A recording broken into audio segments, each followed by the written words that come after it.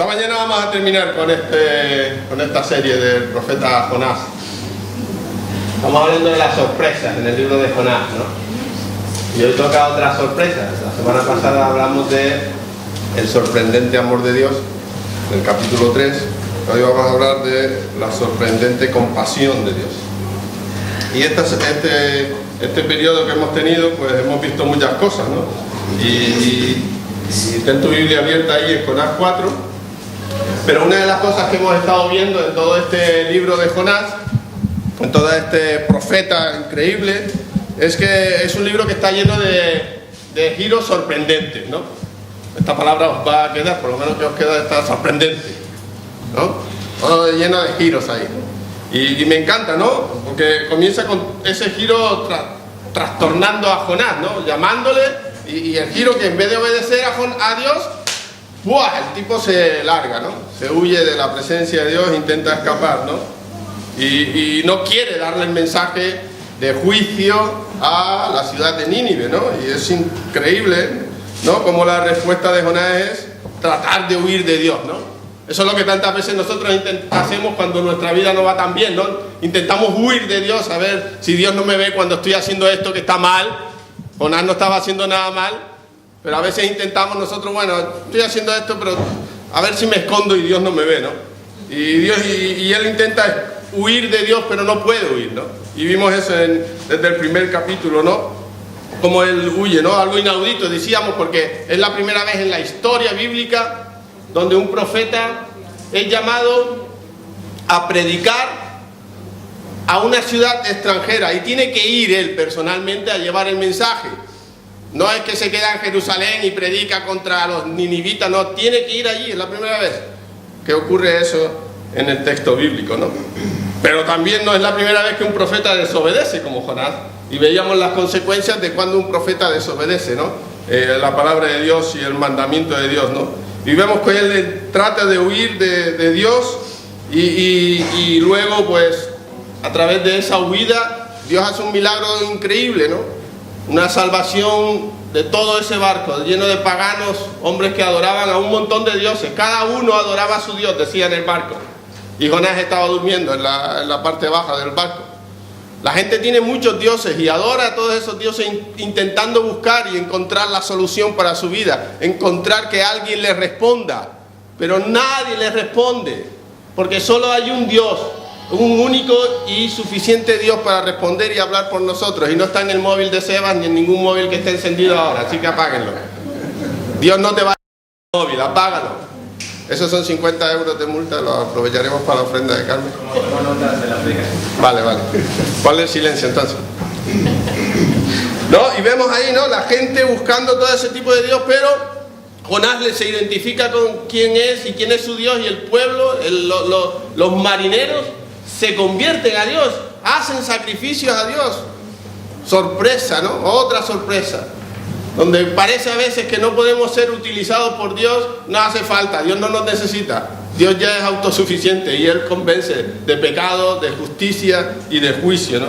Y eso habla Jonás. Jonás muestra en todo este libro la misericordia, la compasión, el amor de Dios en todo momento, ¿no? Buscando al ser humano, buscándolo en su peor condición o en la condición en donde se encuentre, ¿no? Y el propósito de este libro de Jonás no es para que tratemos de averiguar, como dijimos en el primer día, si alguien puede vivir 3 días y 3 noches en un pez, o qué clase de pez era. Este libro no está escrito para eso, por lo menos yo no me gasto el tiempo en eso. El propósito de este libro es mostrarnos el corazón misionero de Dios, el corazón apasionado de Dios por las almas que no le conocen. Ese es el propósito, mostrar la misión de Dios, y esa es la misión de Jesús también cuando viene en el Nuevo Testamento. Buscar a aquella persona que está perdida y sorprenderla con su amor, con su gracia, con la salvación eterna.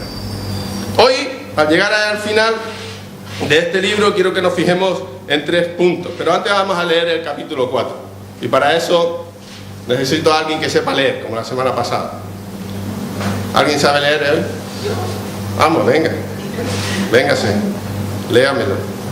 ¿Todo el 4? Todo el 4. Tiene lectura a largo alcance. Pero Jonás pesadumbró. Exacto. En extremos y se enojó. Y oró a Jehová y dijo: ahora, oh Jehová, ¿no es esto lo que yo decía, estando aún en mi tierra? Por eso me apresuré a huir a Tarsis, porque sabía que tú eres Dios clemente y piadoso, tarde en enojarte y de grande misericordia, y que te arrepientes del mal. Ahora pues, oh Jehová, te ruego que me quiten la vida, porque mejor me es la muerte que la vida. Y Jehová le dijo: ¿haces tú bien en enojarte tanto? Y salió Jonás de la ciudad y acampó hacia el oriente de la ciudad. Se hizo ahí una enramada y se sentó debajo de ella a la sombra hasta ver qué acontecería en la ciudad. Y preparó Jehová Dios una calabacera. Y cuál se realmente no me están ayudando, disculpen, creyó sobre Jonás para que hiciese sombra sobre su cabeza y librarse de su malestar. Y Jonás se alegró grandemente por la calabacera, pero al venir el alba del día siguiente, Dios preparó un gusano en el cual hirió la calabacera y se secó. Y aconteció que al salir el sol, preparó Dios un recio viento solano, y el sol hirió a Jonás en la cabeza, y se desmayaba y deseaba la muerte, diciendo: mejor sería para mí la muerte que la vida. Y entonces dijo Dios a Jonás: ¿tanto te enojas por la calabacera? Él respondió: mucho me enojo hasta la muerte. Y dijo Jehová: ¿tuviste tú lástima de la calabacera, en la cual no trabajaste y tú la hiciste crecer, que en espacio de una noche nació y en espacio de otra noche pereció? Y no tendré yo piedad de Nínive, aquella gran ciudad donde hay más de 120,000 personas que no saben discernir entre su mano derecha y su mano izquierda, y muchos animales. Amén. Amén. Compasión de Dios. ¿Por qué le he puesto compasión de Dios? ¿Sabes lo que es la compasión? Estábamos hablando con mi mujer esta mañana. Yo le estaba diciendo el título del sermón y ella me decía: pero compasión no es lo mismo que el amor. Digo, no. ¿Cómo podría? La compasión es lo que aquí vemos de Dios con Jonás. Dios está entendiendo el estado emocional en el que se encuentra Jonás. Eso es la compasión. La compasión entiende el estado emocional de la persona. Cuando uno tiene compasión, en este caso por Jonás, en la historia esta, y lo que intenta llevar a cabo la compasión es aliviar el estado emocional de la persona, cambiar, restituir ese estado emocional en el que ahora mismo Jonás está. No sé si has experimentado eso, que a veces tus emociones te cambian tu vida, tu sentido, tu estado, y alguien viene y entiende tu situación. No es empatía, eso es otra cosa,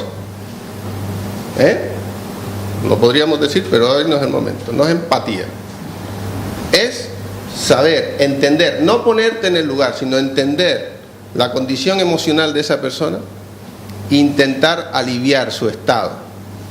Todo eso es lo que está sintiendo Jonás en este caso, ¿no? Y esas son las sorpresas que vemos, 3 sorpresas que vamos a ver en este pasaje de Jonás 1, de Jonás 4, del 1 al 11, ¿no? Lo primero que vemos es el sorprendente enojo de Jonás. Puse enojo, iba a poner otra cosa, pero digo, no está bien que ponga esa palabra ni que la diga en el púlpito, así que no lo hago. El enfado, ¿no? El enfado, enojo, calabacera y todas esas cosas. Pero también vemos en este pasaje, eso lo vemos en los primeros 3 versículos, después también vemos la respuesta de Dios. La respuesta sorprendente de Dios hasta ese cabreo, hasta ese enfado que tiene Jonás. Ese enojo, lo he dicho, ¿no? Dios mío. Y lo final que vemos en este pasaje es un final sorprendente a toda esta problema emocional que tiene Jonás. Vamos a ver el enfado, ¿no? de Jonás, ¿no? El enojo de Jonás. Este texto no sé por qué le ponen el título. Si tienen la Reina Valera del 60, la ungida, la buena, pone ahí el enojo de Jonás. ¿Lo veis, no? Solo son los 3 primeros versículos, ¿vale? Esa también, es que esa también está casi inspirada.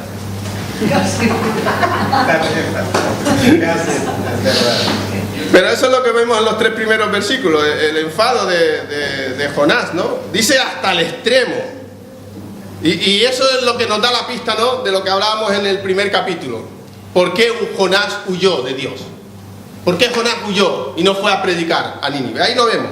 ¿Por qué él se fue y no hizo caso a la voz de Dios? Y aquí os dije en el primer capítulo que en el 4 daría la respuesta a esa huida. Y pensamos que era el miedo, ¿no? El miedo a ir ahí, a esa ciudad de Nínive, una ciudad violenta. Hablábamos la semana pasada en el capítulo 3 de uno de los emperadores, uno de los reyes asirios, Asurbanipal, que parece un nombre de medicina. Se va a la farmacia y dice, deme una caja de Asurbanipal. Y la gente se cree que es una medicina y todo, y miran en el ordenador. No, eso era un rey asirio, Asurbanipal II. Este era lo peor que había, ¿no? Lo peor. Y a veces pensamos, no, es que él tenía miedo a que llegara allí y lo mataran, ¿no? Y no quería compartir el juicio de Dios a esa ciudad. Ya, condénalos ya han hecho bastante mal. ¿Para qué tengo que ir yo allí? Mátalos ya, hombre. Pero, y la verdad, si tú analizas bien, es una buena razón para no ir, ¿no? ¿Quién ahora mismo diría, la semana pasada diríamos, quién va a Irán a llevar el Evangelio? Afganistán. Yo sé que Juan ha ido a esos países ya, llevando Biblia, jugándose la vida allí. Se le ha caído un poco el pelo desde entonces, pero podría darte testimonio de lo que es llevar Biblias a lugares donde está prohibido y donde cogerte con la Biblia es cárcel como mínimo. No hay mucha gente así, tan valiente como... Bueno, Jonás no es tan valiente, pero da la cara ahí. Es un siervo de Dios que ha escuchado el llamamiento de Dios y va ahí, ¿no? Pero imagínate, ¿no? Era normal, ¿no? Salir corriendo. Yo lo haría ahora que ya estoy un poco más en forma, ¿no? Salir corriendo. Por lo menos aguanto 20, 30 minutos corriendo, que ya salgo un poco lejos de la situación, aunque mi entrenador personal ya no me acompaña. Pero lo que vemos aquí, aleluya, no vemos aquí que no era el miedo al fracaso, no era el miedo a fracasar lo que le lleva a Jonás a huir. Él no tenía miedo a fracasar en su mensaje, en compartir lo que Dios le había dicho. Era todo lo contrario, era el miedo al éxito, a triunfar. El miedo al éxito le hizo huir. El miedo de que ese pueblo tan malo se convirtiera a Dios. Increíble, ¿verdad? No, él no tenía miedo, él sabía quién era Dios. Jonás está excesivamente, ¿no? O como dice la palabra en hebreo, el gadol, que hemos visto desde el principio, ¿no? Un gran miedo, un gran enfado, un gran enojo, un gran... ¿no? Ahí está, el gadol que está enfadado y eleva esa oración a Dios, una oración, ¿no? El versículo 2 dice que oró a Dios, que es brutalmente una oración de honestidad, ¿no? De honestidad a Dios, pero también revela el tipo de persona que es Jonás, ¿no? Jonás lo que él quiere es que el juicio de Dios caiga sobre Nínive. A veces no nos diferenciamos mucho de Jonás, ¿verdad? Pero eso es lo que Jonás quiere. Él quiere que la ciudad sea castigada por lo mal que está haciendo. Ese es el deseo de Jonás. Que pague lo mal que son, los malos que son. Incluso él admite que conoce y sabe qué clase de Dios es al que él está sirviendo, que es la clase de Dios que tiene misericordia y que se arrepiente de aquel que admite su falta y le busca de corazón.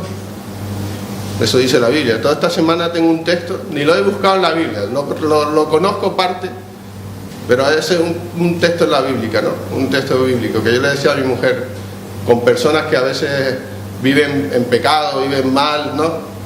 ¿Qué hacemos con esas personas? ¿Cómo restaurar a esas personas? La Biblia nos da la respuesta. El Señor me dio esa palabra, o me la inventé yo, no, está en la Biblia. Hacer frutos dignos de arrepentimiento. Si tú quieres saber si alguien verdaderamente se ha arrepentido de su condición, de su situación y de su pecado, esa persona que ha hecho esa decisión tiene que hacer frutos dignos de ese arrepentimiento. Tiene que dar evidencia que lo que estaba haciendo ya no lo hace y da la cara por eso. Si no, se queda todo en palabras y en el domingo en la iglesia, qué bueno soy y qué santo soy. No, hay que verlo, hay que manifestarlo. Y eso es lo que le pasa a Jonás. Jonás sabe que Dios muestra misericordia con aquel que se arrepiente.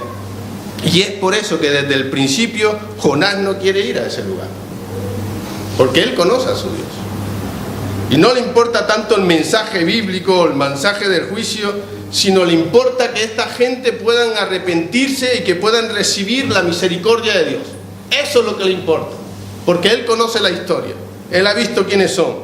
Y Jonás en este caso está enfadadísimo con Dios, súper enfadado con Dios. No porque él tiene una percepción equivocada de quién es Dios, nada de eso, él lo conoce perfectamente. Él está enfadado con Dios porque le conoce a Dios. Porque conoce a Dios. Y con amargura, ¿qué le dice a Dios? Le dice que Dios podía preservar esa ciudad. Dice, porque sabía yo que tú eres Dios clemente y piadoso, tardo a enojarte y grande en misericordia, y que te arrepientes del mal. Fíjate si Jonás conocía la palabra de Dios. ¿De dónde Jonás saca este versículo? Bueno, nosotros lo tenemos versículo, es un pergamino. Todos los profetas menores están en un pergamino. Es un libro entero. No estamos separados como nosotros, ni por versículos ni por nada, todo en hebreo, leyendo de derecha a izquierda. Pero ¿por qué? ¿De dónde saca en esta oración este texto, esta frase? Pues lo saca de su propia experiencia, de su propia vida con Dios, de su propio ministerio, pero también del testimonio de las Escrituras. Estas frases aparecen y se hacen eco en la palabra de Dios abundantemente. Hay un montón de pasajes, si quieres después te los puedo pasar, donde el Señor proclama quién es Él y cuál es su carácter. Se lo dice a Moisés ya en el Éxodo. El Señor, dice Éxodo 34, 6 y 7. Mira si te suena esto. El Señor Dios compasivo y clemente, lento para la ira, abundante en misericordia y verdad, el que guarda misericordia a millares, el que perdona la iniquidad, la transgresión y el pecado. Eso lo dijo Dios a Moisés en el Éxodo. Así que cuando Jonás está citando estas palabras de Dios, él sabe que Dios va a tener piedad de Nínive si éste se arrepiente. Él es un Dios clemente, es un Dios misericordia, es un Dios lento para la ira, es un Dios rico en amor y que se arrepiente de aquel que reconoce el desastre que tiene en su vida y vuelve a los brazos amorosos de Dios. Para Jonás estas cualidades solo son buenas para los que son de Israel. Ese es todo el conflicto que tenemos ahora en Israel y Palestina. Los territorios, a base de los terrorismos y de una cosa y otra. Horrible. Nadie puede estar a favor de eso. Nadie puede estar a favor de eso. Pero ese es el carácter que tiene también Jonás en este texto, ¿no? Que Dios elige amar a los paganos, a los que no deberían ser amados, a los peores, a los peores. Cuando Dios elige mostrar su carácter, ese carácter amable hacia aquellos que son tan desagradables a veces para amar, ¿verdad? Pero eso es lo que Dios hizo con nosotros también. A veces nos enojamos porque Dios salva a aquellos que pensamos que no deberían ni oír de Dios, pero ese es el Dios. Dios vino por esas personas, por los enfermos, no los sanos, los enfermos. Así que en su decepción eleva esta oración a Dios. Y esto es lo que dice Jonás: te ruego que me quites la vida, porque mejor me es la muerte que la vida. Fíjate el enfado de Jonás hasta dónde llega. Decepcionado con el carácter de Dios, prefiere morir antes de ver la compasión de Dios. Prefiere morir antes de ver a Dios obrando. Y ahí vemos, ¿verdad?, la respuesta sorprendente de Dios. Y Dios responde a Jonás con una pregunta simple pero intrigante, ¿no? Una pregunta simple pero intrigante. Fíjate lo que dice: ¿haces tú bien en enojarte tanto? ¿Cómo lanza la pelota a Dios, ¿verdad? Quítame la vida, le dice. Mejor me estoy muerto que verte obrando. Y Dios le lanza la pelota. ¿Haces bien en enfadarte, enojarte tanto? Leyendo un comentarista, señala que Dios no está reprendiendo a Jonás, que Dios no lo está reprendiendo en esta oración, sino le está pidiendo a Jonás que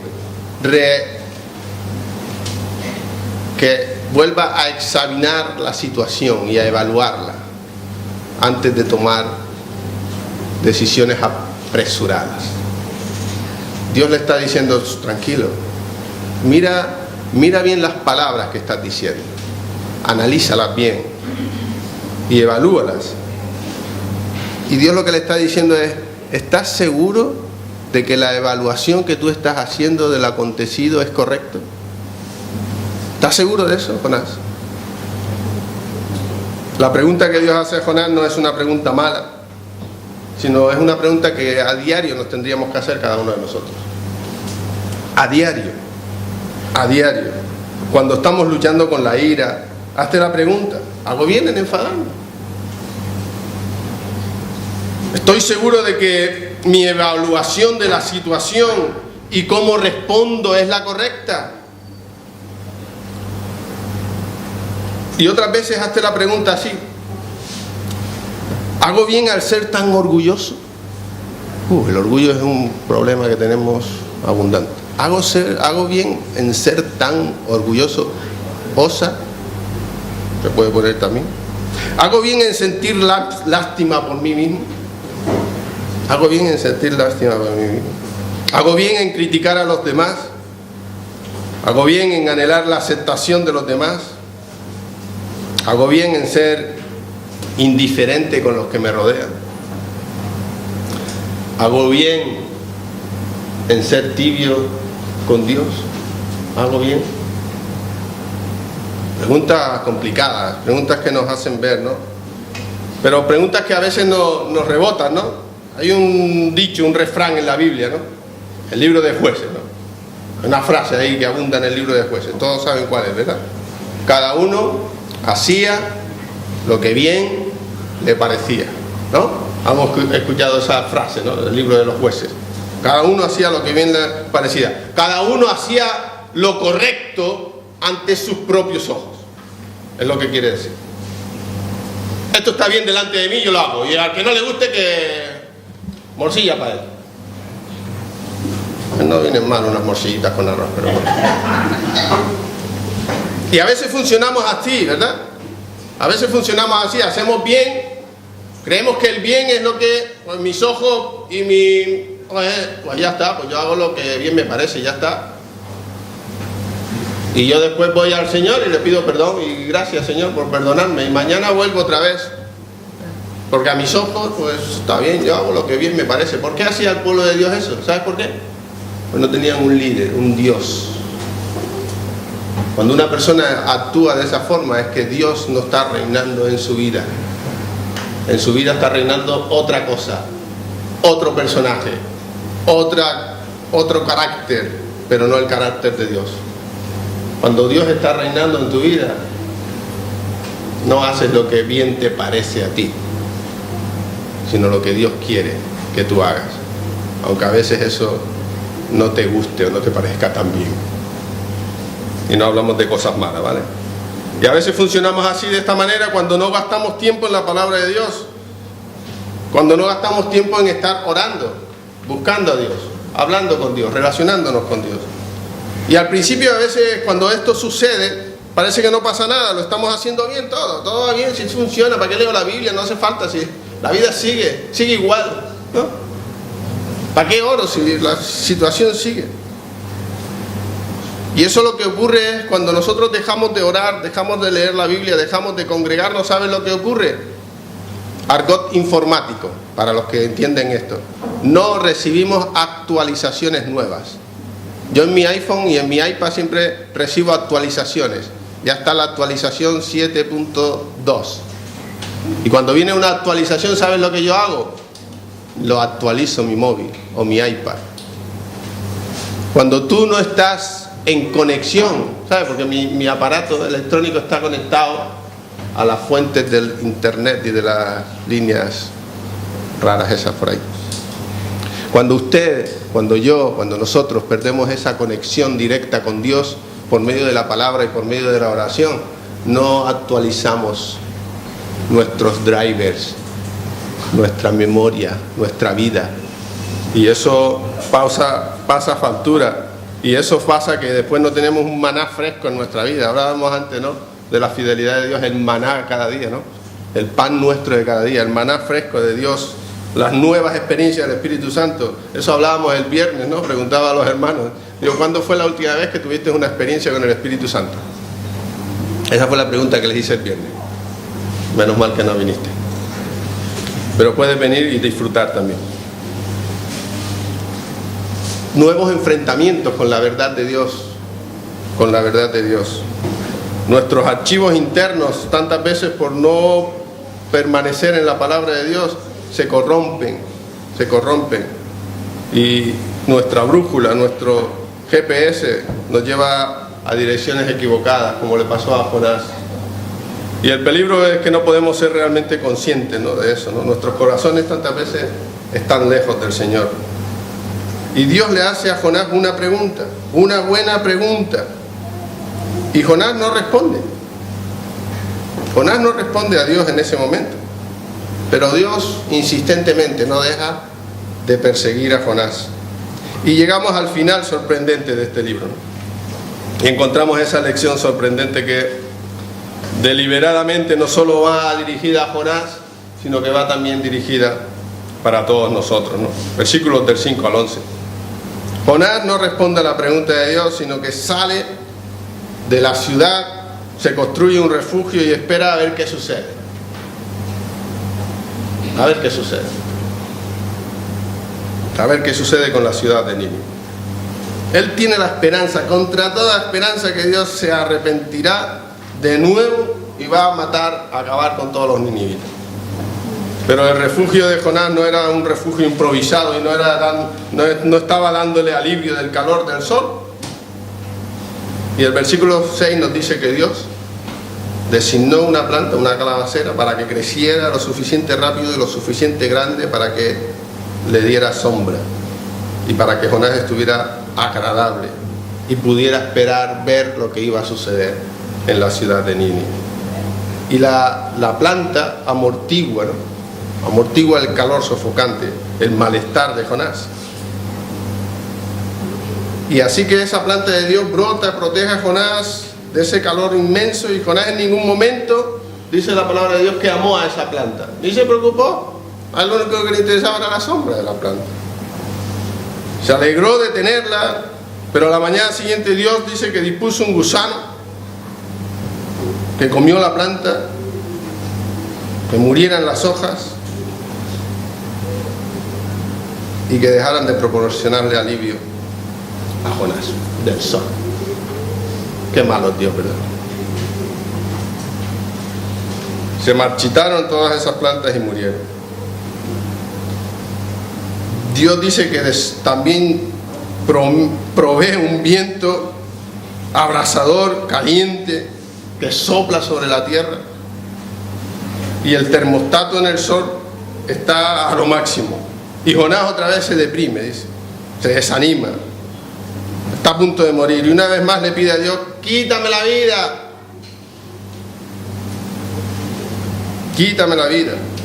Y una vez más Dios le hace la pregunta: ¿haces bien en estar enojado?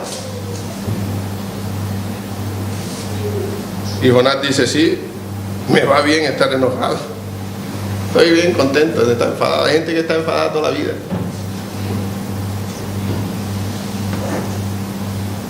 Y una vez más los versículos 10 y 11 dice: Dios sigue proporcionando la compasión que Jonás necesita, y la compasión que Jonás está ahora experimentando y declarando contra una planta, no contra los de Nínive.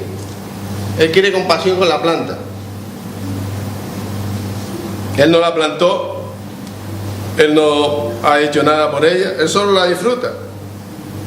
Esto me acuerda a veces cuando a Jonás me recuerda a los niños malcriados, ¿no? Que están siempre en lo que ellos quieren y están preparados y listos para morir por lo que ellos quieren. ¿No lo ves tú? A veces los niños esos malcriados, los has visto en la calle o en la tienda, en el supermercado, se revuelcan por todo el suelo porque quieren ellos eso, y parece que van a morir los niños ahí.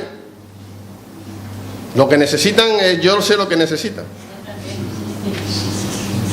y no es la compasión en ese momento, no es algo emocional, es algo físico lo que necesitan.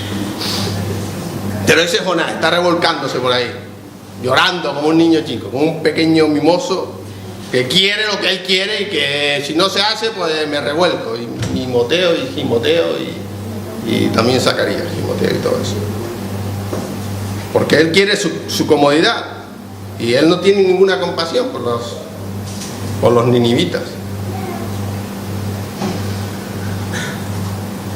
Y esto es una cuestión de compasión, de entender el estado emocional de la persona.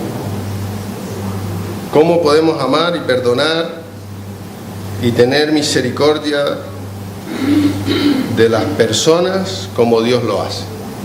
¿Cómo podemos hacer eso? Cuando a veces te dan ganas de darle, como a ese niño malcriado, un par de buenas caricias. Y esta cuestión de la compasión se agrava por un inesperado e extraña última frase. Fíjate lo que dice: y también muchos animales. Voy a tener yo compasión por toda esa gente y también por los animales. El Dios de la creación se preocupa de la creación. Siempre he pensado que eso es una manera extraña, ¿no?, de terminar este libro de Jonás. ¿Qué pasa con eso? ¿Quién se preocupa por las vacas, por los burros, por las cabras, por los perros, por los gatos, por los pájaros? ¿Qué pasa con todo eso? ¿Quién se preocupa? Pues Dios. Dios.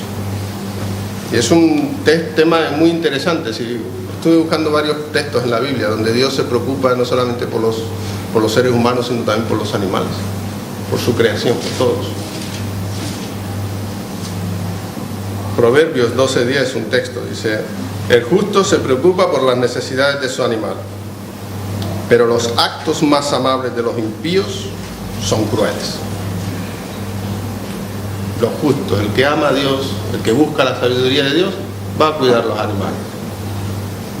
Pero los crueles, los impíos, esos van a matarlo y van a tratarlo mal. Pero la semana pasada nos encontramos aquí un gorrión. Yo me lo llevé para mi casa para alimentarlo, porque era muy pequeñito. El lunes, después de comer, se me escapó. Digo, bendito sea Dios, cuídalo a este pajarito, Dios, que no le pase nada. Yo con tanto cariño que parecía que estaba alimentando a mis pequeños bebecitos, pero no, se me escapó, se me fue.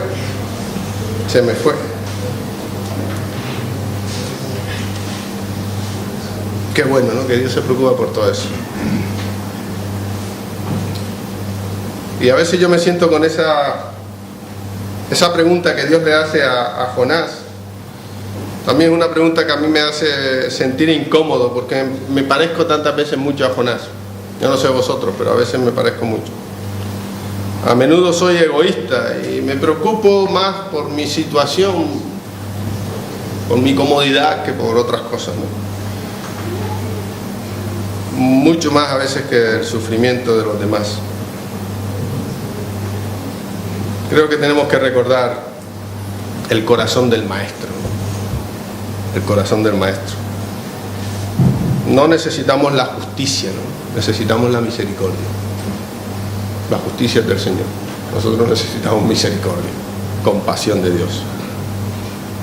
Y cuando el amor de Dios se derrama con esa inundación, ¿no? Como lo hizo en el Calvario, donde Jesús murió, no por sus amigos, no por sus compañeros, no por gente de ideas afines, sino por sus enemigos. Murió Jesús por aquellos que no le querían y le odiaban. Cuando ese amor de Dios es derramado por el Espíritu Santo en nuestros corazones, eso nos desborda de amor, nos desborda de una compasión que no conoce límites. Pero es el amor de Dios obrando en nuestras vidas. Dios nos ha llamado a su iglesia no para ser engreídos y justos. A veces pecamos de eso. Creemos mejor que nadie y más justos que ninguno, y los demás son unos hipócritas. No, Dios no nos ha llamado a eso. Dios nos ha llamado a reflejar su amor, a reflejar su compasión por un mundo perdido, por un mundo agonizante. Perdido y agonizante, aunque la gente de nuestra sociedad no quiera reconocerlo. Y eso va para los que están especialmente perdidos y lejos de Dios. Eso va para todos los que han perdido el rumbo. Es la compasión de Dios. Dios te entiende y Dios quiere levantarte y Dios quiere ver tu arrepentimiento. Y es el eco, debemos escuchar ese eco de nuestros corazones, ¿no? Cuando nos vayamos de aquí, ¿no? Que nuestros corazones estén escuchando ese eco, ¿no? De lo que Dios quiere para nosotros. De que mostremos ese amor, esa compasión. Hay gente que Dios está usando en nuestra iglesia, pero hay gente que Dios está usando más allá de nuestra iglesia, a ir lugares donde ninguno de nosotros podría ir, porque han sentido y han experimentado la pasión y la compasión de Dios. Pero hay personas a tu alrededor, no muy lejos de ti, que necesitan también de la compasión de Dios y del amor de Dios en la vida de ellos. Y ahí es donde Dios te llama esta semana, ahí es donde Dios te está llevando esta semana, a personas que necesitan de Dios. Y tienes que ir y tienes que hablarles, tienes que correr para llegar ahí, para que no se pierdan del Señor. Porque todo esto se trata de una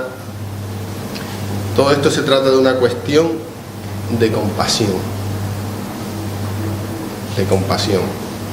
Y es verdad, yo reconozco que a veces te dan ganas de acabar con algunos y de que la compasión se convierta en asesinato. Es verdad, yo he pasado por eso. Pero Dios, en su infinita misericordia, nos dice: tú déjame el juicio a mí, tú disfruta de mi misericordia y comparte de mi compasión. Pero también me dice Dios a mí: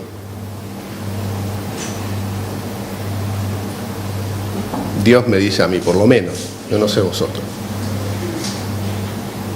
la persona que vuelve, la persona que se arrepiente delante de Dios, tiene frutos dignos de ese arrepentimiento.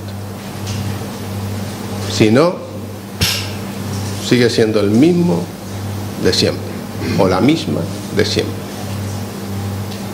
Y no me bastan con palabras. No quiero palabras. Son actitudes, es vida, es carácter.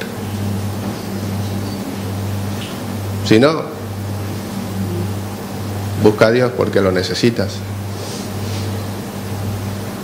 Necesitamos a Dios.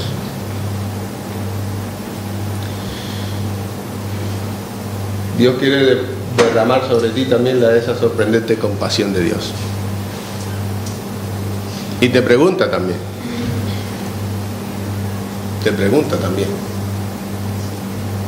¿Estás seguro que estás haciendo lo correcto delante de mí? Entonces esa pregunta me la ha venido esta semana. ¿Estás haciendo lo correcto? ¿Estás haciéndolo bien? ¿Me estás buscando como yo quiero que me busque? ¿Estás meditando en la palabra de Dios? ¿Estás disfrutando de la misericordia que se derrama nuevamente cada día? Pregúntate. Porque cuando uno pregunta, ¿sabes lo que sucede? Que encuentra respuestas. Cuando uno no se interroga, me da igual todo. No me importa la respuesta. Yo mi vida y yo hago lo que bien me parece. Y lo demás, no me importa. No quiero ninguna respuesta, así que no me pregunto. Porque yo estoy bien como estoy. Pues muy mal. Nunca estarás bien como estás. Nunca. Vamos a orar. Pídele a Dios que te ayude a no ser un Jonás. Y si eres un Jonás,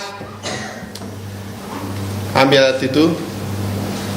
Arrepiéntete. Igual que hizo el pueblo de Dios. El pueblo de Dios en Nínive. Ahora el pueblo de Dios. Porque se arrepintió delante de Dios. Hizo frutos dignos de arrepentimiento. Y Dios le perdonó. Dios y Padre, gracias por tu palabra, gracias por este profeta, pero gracias sobre todo, Señor, porque se trata de ti. Eres tú, Señor. Tú eres lo importante. Tú eres el que obras, tú eres el que ofrece la misericordia, tú eres el que la das, tú eres el que perdonas, tú eres el que amas. Señor, ayúdanos a entender tu corazón y a ser parte de tu obra en esta ciudad y allá donde quiera que nos movamos.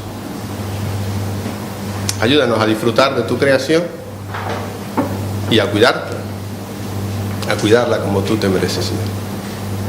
Y guíanos, Señor, en buscar siempre tu rostro. Y si hay algo en nuestra vida, Señor, si hay algo en la vida de mis hermanos, Señor, toca tú los corazones de ellos, toca tú mi corazón y haznos cambiar de dirección, haznos tener un arrepentimiento genuino delante de ti y obrar y actuar según tu voluntad y no la nuestra.